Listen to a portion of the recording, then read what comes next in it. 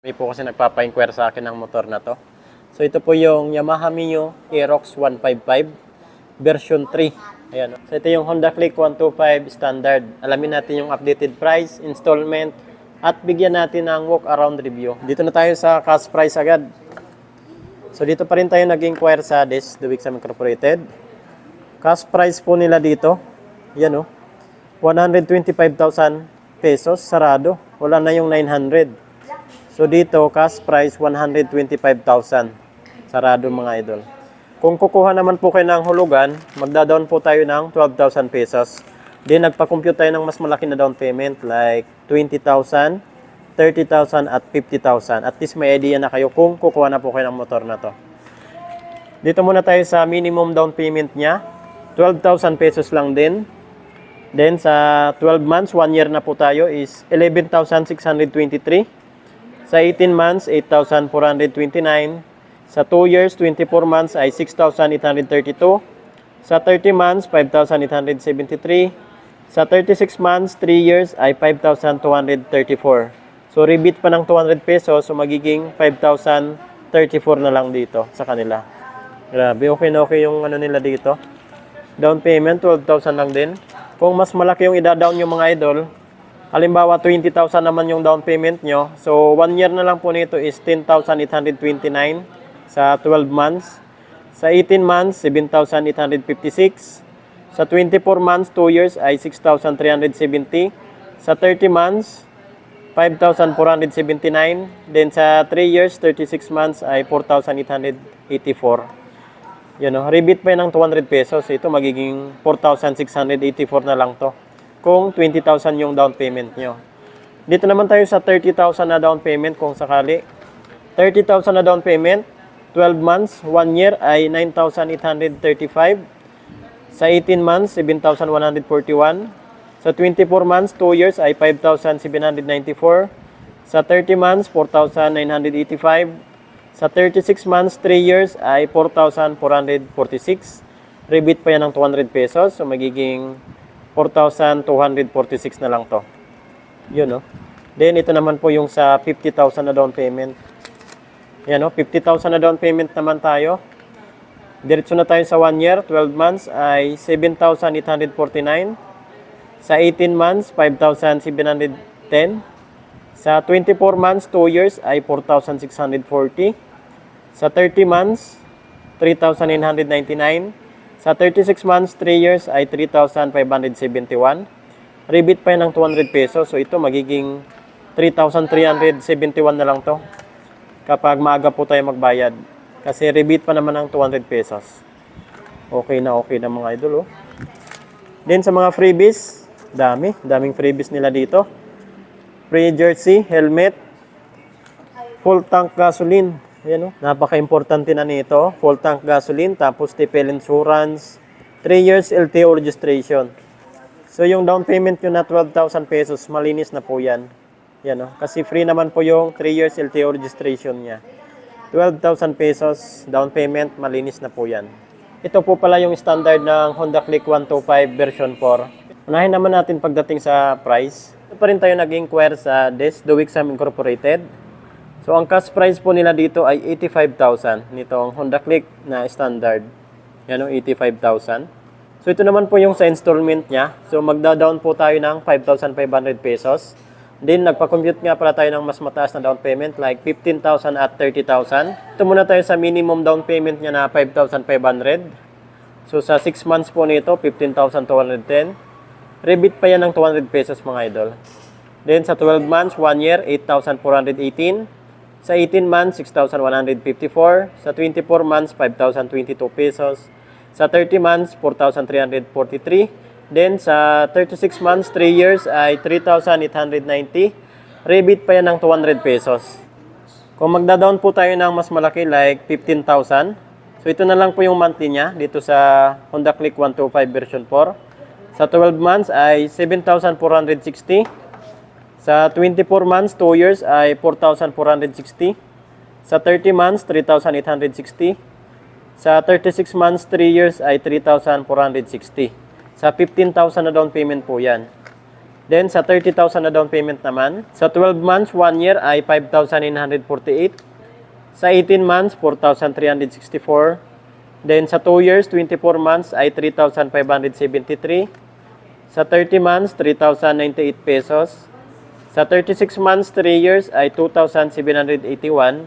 Rebate pa po yan ng 200 pesos. So ito magiging 2,581 na lang yan kapag nag-down po kayo ng 30,000. Then sa mga freebies po nito, grabe oh. All for free. Meron po tayong jersey, helmet, gasoline, TPL insurance, at 3 years LTO registration. So yung down payment nyo mga idol is 5,500. So malinis na po yan. Kasi free naman po yung LTO registration nila dito. Grabe, ang baba ng down payment nila dito. 5,500. Meron na kayong Honda Click 125 version 4. Pagdating naman sa design, grabe. Sa lahat ng 155, 150 na scooter, ito po talaga yung pinaka-aggressive na design. Tapos yung katawan niya, grabe. So isa ito sa pinakamabinta pagdating sa Yamaha motorcycle. Dami nito sa kalsada na. Hindi pa nakabit yung visor niya dito. Ito naman, napaka-brusko, sporty ng looks, napakaangas, ayan o. Ito yung gustong-gusto ko dito, yung headlight niya. Ayan o, naka-projector na siya, tapos napakaganda niyan sa umaga tapos sa gabi. Ito naman po yung daytime running lights niya, signal light, lahat po yan naka-LED na. Ito pala yung design ng kanyang front fender. Ayan o, maangas talaga. Pagdating naman sa brake, hydraulic disc brake, single pot piston caliper. So ito, wala po itong ABS. Pero yung ano natin, yung SP, may ABS po yun. So ito po yung standard, ito naman po yung SP. Yan o. Ang laki ng difference nila sa price. Ang SP natin is 162,000. So dito 125,000 lang. Pero kung mas practical, dito na lang tayo sa ano na, standard. Talagang aggressive, tapos maganda talaga yung performance ng makina nito. So parehas lang ito sa standard ng Yamaha NMAX. Ito yung airbox natin at ito yung CVT. Malaki no? Ayos naman po ng gulong niya dito sa likuran. 140 by 70, 14 inches pa rin yung laki ng kanyang mags. Bagay na bagay talaga yung lapad ng kanyang gulong dito sa katawan niya. Napaka-brusko. Taillight at brake light na ito. Yan, napaka-tulis din. Ka-LED na rin po ito. Tapos mas maliit na siya. Signal light naman ito. Lahat po ito gumagamit na ng LED. Ito naman yung lagay natin ng plate. Back fender niya. Napakalapad. At ito naman po yung sa tambutso niya mga idol. So wala sa masyadong design dito sa tambutso niya. Ganun pa rin sa version 2, version 1, yung design niya. Ito naman po yung handlebar niya, nitong standard. Dito sa left side, ito po yung brake niya sa likod. High beam, low beam, turn signal light, horn. Ito naman po yung menu niya dito ng kanyang dashboard. Lahat po yan, naka-digital na po ito. Sa right side naman, maganda po dito, mayroon po siyang hazard switch, electric start. Ayan o. Yung forma ng kanyang instrument panel gauge, ayan o. Nakaharap na talaga sa'yo. Ayan. Hindi na siya masyadong nakaganon. Ganda. So ito yung sa fuel natin. Ayan. Tapos ito yung sa seat. Ayan o. May kalakihan din po sa mga idol. Ayan o. Tapos medyo malalim dito. Kasya po dito yung half face helmet. Ayan o. Tapos dito yung battery natin. Ayan o. Okay na okay pa rin ito mga idol. Ganda ng upuan niya. Yung design niya o. So yan mga idol, may new Aerox na tayo. Napaka-aggressive ng design. Pagdating naman sa makina, hindi ka mabibitin. 155cc, naka 4-stroke. 4-valve, single overhead cam at cooling system, liquid cooled. So yung design nito mga idol, ang ganda talaga. Ayan o. Dito naka-glossy black. Dito matte black naman. Tapos ang angas o. Patulis siya dito. Ito naman yung pinakaharapan niya. Ganda. Parang version 1 yung datingan niya dito. Wala na talaga yung mga paliter M dito. Para sa akin, mas maangas talaga itong version 4. Pabina rin po yung design ng kanyang signal light. Tapos yung dito mga idol, yung daytime running lights niya. Ayan o. Napakaganda. Papansin nyo yung headlight nito. Nang nakatago na. Mas maganda yan para hindi maano ng araw agad. Hindi maninilaw yung lens niya. So ito yung low beam. Nasa dito na yung low beam niya. And then high beam yan dito na po banda. Siyempre kagandahan sa ilaw ni Honda Click. Lahat naka-LED. Kahit yung signal light. Naka-LED na po yan lahat. Wala ka na makikitang bulb type dyan. Ito naman po yung front fender niya. Ganda ng design. Tapos malutong siya na plastic, naka-glossy black din. Yan, oh. Yung lapad niya saktong-sakto lang talaga. Ito naman yung sticker ng Combi Brake. Kasi yung braking system po nito sa harapan, napakaganda kasi naka-hydraulic disc brake, single pot piston caliper. Nissin pa rin yung brand niya. Kagandahan pa dyan, naka-Combi Brake po ito. Pag nagbi-brake ka po sa likuran, sumasabay po yung sa harapan. Mas smooth po yung braking system niya. So ito naman po yung front telescopic niya. Maganda kasi Showa brand pa rin po yan. Pareha sa mga suspension ng Kawasaki KLX, Showa brand. So dito naman po tayo sa tail light at brake light niya. Mapapansin nyo pag naka-side, ang astig na ng design. Ayan, oh. Hindi na sa masyadong bulky yung design niya. Tapos yung shape naman niya, ayan, oh, medyo patulis naman siya. Napakaamon niyang tingnan dito. Napakaamon niyang hawakan. Ito naman po yung back fender niya. Mas maganda yung design ngayon. Ito, naka-glossy black na siya. Yung metal niya dito. Ayan, oh. Tapos may mga palikpik pa siya dito. Dito naman po yung plate light niya. Ayan, oh. Tapos reflectorized na red. Signal light. Lagayan ng ating plate. Maganda to kasi naka-laser type na yung ano niya. Yung tail light at brake light. Parang naka-laser na siya mga idol. Talagang bilog na bilog siya dito. Maliit na siya tingnan, hindi na sa bulky. Ito naman po yung sa cooling system niya. Siyempre maganda sa click kasi naka-liquid cooled. Isa pa ito sa gusto ko sa click, yung design ng kanyang muffler. Kasi may ano pa siya dito, parang silencer ito. Yung design niya dito, ganda. Naka-dark gray na po ito, compare sa dati na silver. Then mayroon pa po yan siya dito, heat guard na plastic, makapal po yun.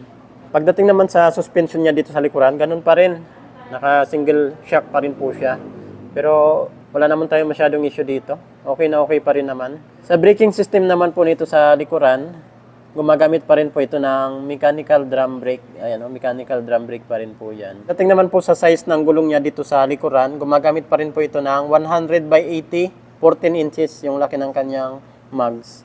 Ito yung brand niya, MVP, Star. So, Japan Technology. Mas maganda talaga yung sa Smart Edition na stock na tire kasi yun, made in Thailand, tapos yung brand nun is B-Rubber. So ito lang, MPB. So dito naman tayo sa handlebar ni Honda Click B4 na standard. Ganda, oh. So dito naka-glossy black. Ganda, oh. Naman sa left side, dito po yung brake niya with parking assist. Ayan, oh, parking assist. Tapos ito naman po yung high beam, low beam, horn, turn signal light. Maganda yung mga pindutan niya kasi malalambot. Ayan, oh, malalaki kasi. Ayan, oh. Sarap sa kamay. Unlike dun sa maliliit, tapos medyo matutulis yung edge. Ito naman sa right side, dito po yung electric start. Wala po itong idling system. At yung ignition niya, naka-dissociate po ito mga idol. Ayan, oh. Lagay natin sa seat. Then upuan. Ito naman po yung sa upuan. Ayan, oh. Wow. Malaki yung underseat compartment niya. Nasa 19 liters. Yun, ang lalim, oh. Ito yung niya, side mirror, oh. Kasi ang kasya. Isa pang nagustuhan ko dito, itong niya, gas tank. 5.5 liters. 125cc, 5.5 liters na. Then, matipid pa sa gas. Nasabi kong matipid sa gas kasi parehas doon sa motor ko na Smart Edition lang yung Click B4 ko. Gas consumption ko noon ngayon is 49 km per liters. Yan, oh, umabot ng 49 km per liters. Kaya nasabi kong matipid to sa gas. Then dito naman yung mga pocket niya. Dito sa left side, yan, meron sa ditong charging port na Type C. Then maganda kasi malalim. Kasya kahit 3 cellphone, kasya dito. Malalim siya. Then may cover para pag biglang ulan, hindi yan mapapasukan ng tubig. Dito naman sa right side, meron po siya dito medyo mababaw na compartment. Ayan, maganda. Gusto ko pa dito sa Honda Click na version 4 kasi pag sinakyan mo, ayan, oh, hindi na sumasabit yung tuhod mo mga idol. Ayan. Wala na yung dito, yung naka-housely na plastic. Tapos ito, nakaangat na siya, tapos pantay na siya mga idol. Yan yung nagustuhan ko dito sa version 4. So yan mga idol, kuha na kayo ng motor na to. So cash price po nila dito ay 85,000. Yan, oh. Yan yung cash price nila dito. Pero marami namang mga freebies. Tapos down payment 5,500 lang. 3 years, 3,890. Rebates pa ng 200, mga 3,690 na lang yan. Okay na okay pa rin. Kung sa installment, pasado pa rin yan sa akin itong installment nila dito.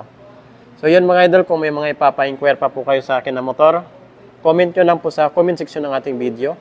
Napakarami dito, may Kawasaki, Honda, may Yamaha pa doon, Suzuki. Yan, napaka-kumpleto nila dito. Yun, Chris Ride Motovlog. Ride safe po tayo palagi. God bless you all. Thank you.